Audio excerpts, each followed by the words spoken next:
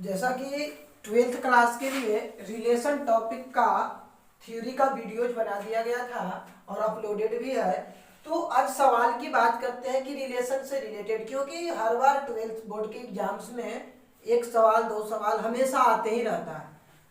तो पहला सवाल, उसमें हम लोग रिलेशन में ये बात किए थे कि सिमेट्रिक, रिफ्लेक्सिव और ट्रांजिटिव, इक्विवेलेंस, ये सब रिलेशंस कैसे होते हैं, टाइप्स ऑफ रिलेशन में। कोई भी सेट दिया हुआ है तो नंबर ऑफ रिलेशंस कैसे निकालते हैं। अगर किसी को इसमें परेशानी हो तो सबसे पहले वो वीडियो को देखें, इसके बाद इस सवाल को समझने की कोशिश करते हैं। पहला सवाल यह है, the relation R in the set 1 2 3। ये सेट दिया हुआ है, इसी सेट से हमें रिलेशन एस्टेब्लिश करना है। गिवन बाय, रिलेशन को यहाँ दे दिया गया है। क्या है भाई, तो 1 1 है, 2 2 है, 3 3 है, 1 2 है और 2 3 है। तो ये रिलेशन जो है रिफ्लेक्सिव है, सिमेट्रिक है, ट्रांजिटिव है, इक्विवेलेंस है। क्योंकि अभी फिलहाल बोर्ड में जो ऑब्जेक्टिव सवाल से ज्यादा आ रहा है, 50% ऑब्जेक्टिव है, तो ये बात पर ध्यान देने की जरूरत है। तो सबसे पहले आप ये सोचिए कि आपको बताया गया था कि रिफ्लेक्सिव उसको बोलेंगे, रिफ्लेक्सिव वो वाला रहेगा जिसमें ये जितने भी एलिमेंट हैं इसका हूबहू, यानी अगर 1 है तो 1 1 होना चाहिए, 2 है तो 2 2 भी रहना चाहिए, 3 है तो 3 3 भी रहना चाहिए। अगर ऐसा है then that is known as reflexive. तो आप ये ध्यान दीजिए कि क्या इस सेट में ये जो रिलेशन बना है इस सेट से, इसमें कितने 1 2 3 एलिमेंट 1 2 3 ही है। तो 3 में जो है 1 1 भी होना चाहिए जो कि है, 2 2 भी होना चाहिए है, 3 3 भी होना चाहिए है। अगर तीनों अवेलेबल है, इसके अलावे कोई रहे या न रहे कोई फर्क नहीं पड़ता है, that is known as reflexive. तो भाई ये तो रिफ्लेक्सिव हो गया। चलिए, तो अब तो कहिएगा आपकी एक ही आंसर रहता है, तो आंसर तो आ गया, लेकिन सीख लेते हैं कि ये सिमेट्रिक, ट्रांजिटिव, इक्विवेलेंस है या नहीं है, ये भी बात। तो चलिए, अब जो है ये बात हो गया रिफ्लेक्सिव का। अब ध्यान से सुनिएगा, आपको सिमेट्रिक में क्या बताया गया था कि अगर कोई भी सेट में ए और बी अगर दिया हुआ है, ये अगर प्रेजेंट है तो बी कॉमा ये भी होना चाहिए। ये था सिमेट्रिक वाला बात। तो 1 1 से तो कोई फर्क ना पड़ता है, दोनों को पलटियों के लिखेंगे तो वही हो जाएगा, 2 2 का भी वही हो जाएगा, 3 3 का भी वही हो जाएगा। लेकिन एक बात आप समझिए कि अगर 1 2 प्रेजेंट है तो 2 1 भी होना चाहिए था, लेकिन 2 1 इसमें नहीं है, इसलिए सिमेट्रिक नहीं होगा। हाँ, अगर 2 1 रहता तो फिर 2 3 है तो 3 2 भी रहना पड़ता, ऐसा है नहीं इसमें, इसलिए ये सिमेट्रिक नहीं है। चलिए, ये बात हो गया कि सिमेट्रिक भी ये नहीं है। अब आगे की बात ये है कि क्या ये ट्रांजिटिव है कि नहीं है। तो ट्रांजिटिव में हम लोग ऐसा बोलते थे कि ए और बी है और दूसरा का बी और सी है, माने ए और ए समान है तो ई वाला दोनों एलिमेंटवा जो है ए और सी रहना चाहिए। ये हमारा था ट्रांजिटिव में। तो एक बात समझिए कि 1 1, ध्यान से देखिएगा, यहाँ 1 1 है और 1 2 है, 1 2, तब तो ई बराबर तो 1 2 रहना चाहिए, 1 2 है, कोई दिक्कत की बात नहीं है। अब और भी तो सोचना है, मान लीजिए ये 2 2 है और यहाँ पर 2 3 है, तो ये कहिएगा कि 2 3 भी है, चलिए अच्छी बात। लेकिन एक बात आप यहाँ ध्यान से देखिए कि 1 2 भी है और 2 3 भी है, 1 2 और 2 3 है, 2 और 2 तो चलिए 1 3 रहना चाहिए और 1 3 इसमें है, ये नहीं है, 1 3 नहीं है, 1 3 नहीं है, यानी कि ये ट्रांजिटिव भी नहीं है।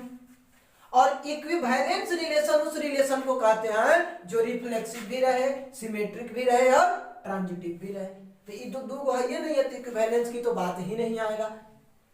इक्विवेलेंस रिलेशन तब आएगा जब वो रिफ्लेक्सिव, सिमेट्रिक और ट्रांजिटिव रहेगा। लेकिन बात क्या है ना कि ये वाला बड़ा बहुआ टाइप सवाल हो गया, इसमें हर चीज दिया हुआ है, सेट रिलेशन का एलिमेंट्स दे दिया गया, लेकिन सवाल पूछने का तरीका बदल दिया जाए तब क्या होगा।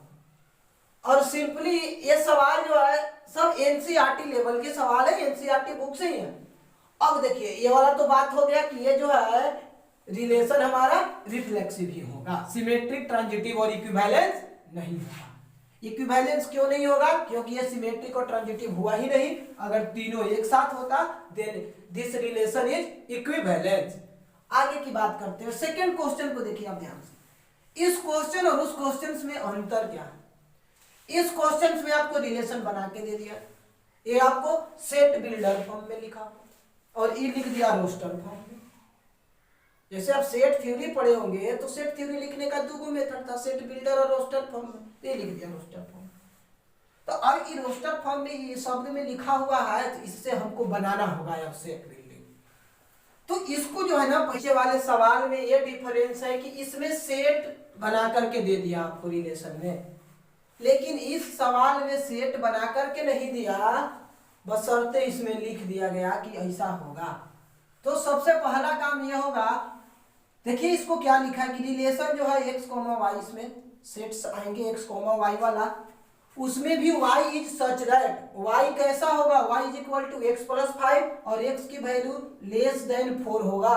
और ये सेट किसका है? Set of natural number, natural number का सेट है। तो नेचुरल नंबर पहले सोचना होगा, कहां से शुरू होगा नेचुरल नंबर? 1 से शुरू होगा, 2 3 सो ऑन जो है 4 5 ऐसे जाएगा इनफाइनाइट तक। दूसरी बात ये कि x की वैल्यू कह रहा है 4 से छोटा होना चाहिए। 4 से छोटा का मतलब 4 शामिल भी नहीं है।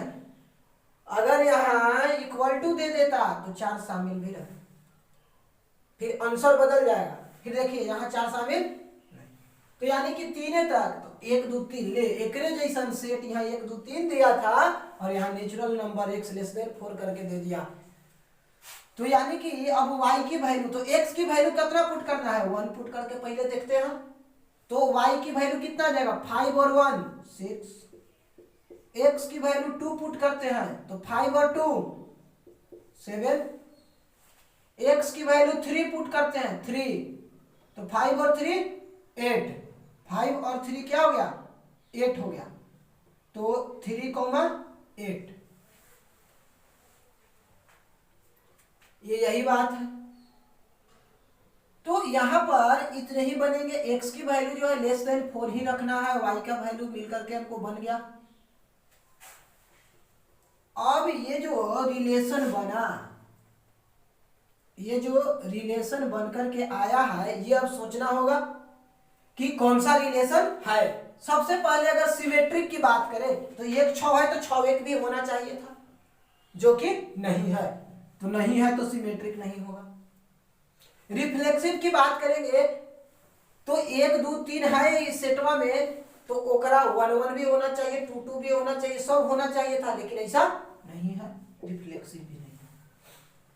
ट्रांजिटिव की बात करते हैं तो दूसर का वाला कोनो में कॉमन मिलेगा तब ना बात करेंगे कि ए और बी है और यहाँ बी और सी है, तो ए और सी को रहना चाहिए, लेकिन ये दोनों कॉमन वाला कोनो है ही नहीं है।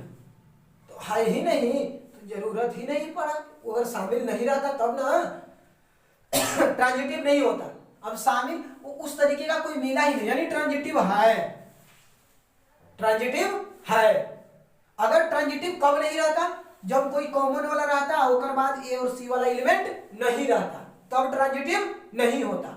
लेकिन यहां उस तरीके का कॉमन वाला एलिमेंट में नहीं है, तो एलिमेंट अगर नहीं है तो फिर उसको हमको देखने की जरूरत भी नहीं है। तो सिंपल सी बात है कि ये ट्रांजिटिव होगा। ये मत बोलिए, अगर आप सोच रहे होंगे कि बाकी बराबर वाला नहीं है तो ये ट्रांजिटिव नहीं होगा, तो फिर गलत है। अगर बराबर वाला है तो ये, अगर ऐसा है कि ए बी और बी और सी है तो ए और सी को रहना मस्ट है। अगर ए और सी नहीं है, अब मान लीजिए कि दूगो को मिल ही नहीं रहा है, एक अंतिम वाला एक शुरू वाला, तो फिर एकरा से मतलब कहाँ रहा? वैसा कोई भी नहीं है, इसलिए ट्रांजिटिव है। इक्विवेलेंस की बात करेंगे तो सिमेट्रिक, रिफ्लेक्सिव, ट्रांजिटिव तीनों रहेगा तब होगा, ये नहीं है, यानी ट्रांजिटिव है। तो इतने बारीकी से आपको इन सारी सवालों पर सोचना होगा। कभी बना के देगा, कभी बिना बनाए हुए देगा। इसी तरीके के सवाल रहेंगे आपको रिलेशन से रिलेटेड, और ज्यादा कुछ भी नहीं रहेगा। तो इससे रिलेटेड सवाल आप जो है बनाइए और बड़े आराम से बनाइए, बहुत ही आसान टॉपिक है। धन्यवाद।